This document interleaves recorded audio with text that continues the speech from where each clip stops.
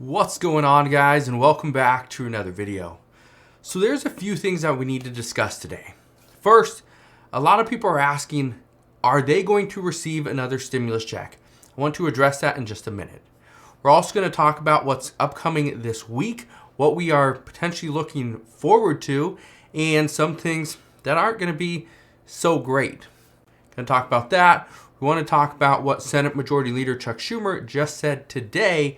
And we need to address how there's a senator introducing a new bill that would potentially get us out of the state of emergency. So I want to address all that in today's video. Hopefully you guys are having a wonderful day, but let's get right down to it.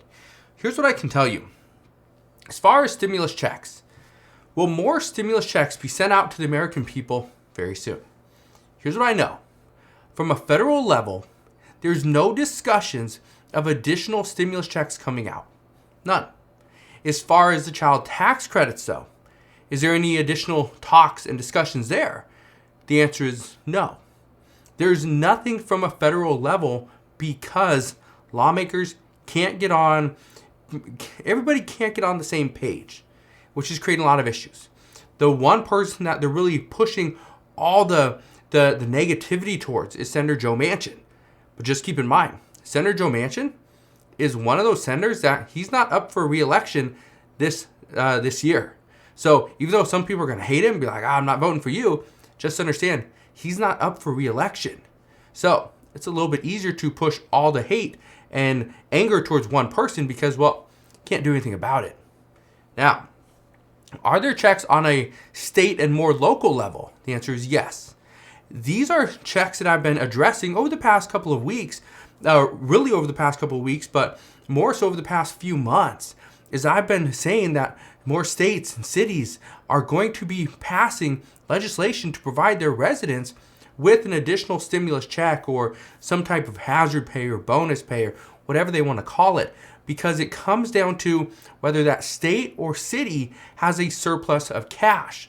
So as we get more information on who has some cash available to give back to their residents, I promise I will fill you in on those updates as soon as we get them. Now, let's talk about what's going to happen this Friday. This Friday is when the federal government will run out of money. They have to have a continuing resolution, a stopgap bill, something. They have to have this passed before I think it's 11:59 Eastern Standard Time on February 18th. Or the government runs out of money and they would go into a lockdown the next day or a minute after. Currently, the Senate is wanting to push through all their week's worth of business as quickly as possible so that they can head out of town. Here's the problem. The House of Representatives is already gone, but the Senate is still in session. Because according to multiple reports, and according to Senate Majority Leader Chuck Schumer, he said today, and I quote, that good agreements on top-line numbers for a longer-term spending package, they're being discussed. We got agreements on top-line numbers on this longer-term package, not just a continuing resolution that would push us out until March 11th, which is less than 1 month away, but it would take us all the way till the end of September, which would be the fiscal year 2022.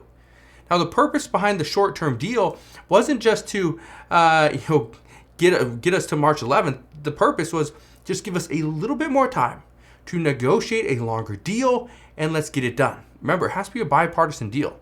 And right now, many Republicans are worried that this is not going to be a bipartisan deal, but we will see. One thing I can tell you is it was somewhat bipartisan in the House. So will it be bipartisan in the Senate? I don't know. We will find out very soon. Now, something else that we know is that right now, and I addressed this last week and the week before as well, what Democrats are saying that they need to do, and this may sound very simple, but just pass any bill. Just pass any bill, send it over to President Biden's desk, and get him to sign it. Here's the reason why. If the House can pass a bill, the Senate can pass the same bill, and President Biden can sign that deal. This will help push things along. It will show a little bit of momentum. And as we get more momentum, get that ball rolling, that yes, Congress can work together, what we could see is then we could start introducing bigger bills, stuff that didn't originally have bipartisan support, and maybe, just maybe, we could get a deal done. So that's what Democrats are saying. That's the key. Let's get something done. Let's get it passed. Doesn't matter how big or how small it is. Let's get it done so then we can roll that into the next thing. But we'll see if that even happens. Now, in addition to the continuing resolution bill, the Senate this week is still working to try to pass the bill to relieve the financially strapped United States Postal Service. Now, today, Senator Rick Scott, he actually blocked voting for this bill because he said it needed to be reworked. He also said, and I quote, "This would add more stress to an already enormous national debt with poor financial planning." Now, he also stated that it would simply just shift this debt over to Medicare, and I'm pretty sure I don't have to tell you, but Medicare has many problems, many problems. Okay, so shifting this burden from the Postal Service to Medicare is absolutely insane. But Senator Rick Scott also ended this saying this, and I quote, "There is no looming deadline that will necessitate rushed action by the Senate." This is something that we have seen so many times, and I understand why, but he's simply saying there's no reason why we need to rush this. There's no deadline. There's no reason we need to just push this through when the Senate can take their time and really evaluate this bill. Again, the bill is coming from the House, so we'll see. But this is just another bill that could likely sit on Senator Schumer's desk for another week, 2 weeks, 3 weeks, who knows? It could sit there forever and never get passed. But we'll see. Let's get to some interesting news for today. Senator Roger Marshall plans to introduce legislation into the Senate that would actually end the COVID national emergency declaration. He says, and I quote, "With COVID cases and hospitalizations on the decline, 94% of Americans having immunity to COVID, mask mandates falling by the wayside, and 70% of Americans agreeing it's time we accept that COVID is here to stay and that we just need to get on with our lives. It's clear we need a new approach to COVID as we learn to live with it. That new approach starts with putting an end to the COVID national state of emergency." That's what he said. But keep in mind that our current state of emergency, it actually expires on March 1st, 2022. That is what, in 17 days? Less than 17 days. 15 days from today is when our national emergency expires. Now, with this legislation, it wouldn't actually revoke the federal government's, pretty much what it does, okay? Just to give you an idea. What it would do is it wouldn't change anything today. So let's say the bill were to pass tomorrow.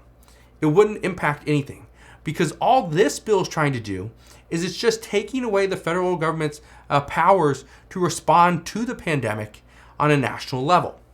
So essentially all it's really doing, it wouldn't end the state of emergency now, but it would prevent and limit the Biden administration to do anything after March 1st. That's really all it's doing. So one thing I can tell you though is that yes, multiple lawmakers, not just people in the Senate, but representatives in the House and senators, they are in agreement that yes, we need to figure out a way to move out of this pandemic. Now, I told you guys this, I think this past weekend, but it's something that we're continuing to see is many lawmakers and experts are wanting to figure out what are the metrics to move out of this pandemic. Is it more people contract COVID, which means more people do have a built-in immunity, a natural immunity? Or are we going to see that in conjunction with the vaccines? Is that what we need? Do we need to make sure that unemployment is down to a certain level? Inflation has to be at a certain point? Do any of these things even matter? That's what experts are wanting to know. What are the metrics? And right now, nobody knows. There's no metrics. So we'll see. But one thing I can tell you is this is where lawmakers are pushing the Biden administration that we need answers. Finally, give us answers. So, we'll see. But as always, as I know more, I promise I'll come back on, share all latest news and updates. That's what we know as of today. If you enjoyed today's video, do me a favor, go ahead, hit that like button, consider subscribing, and I'll see you guys on the next one.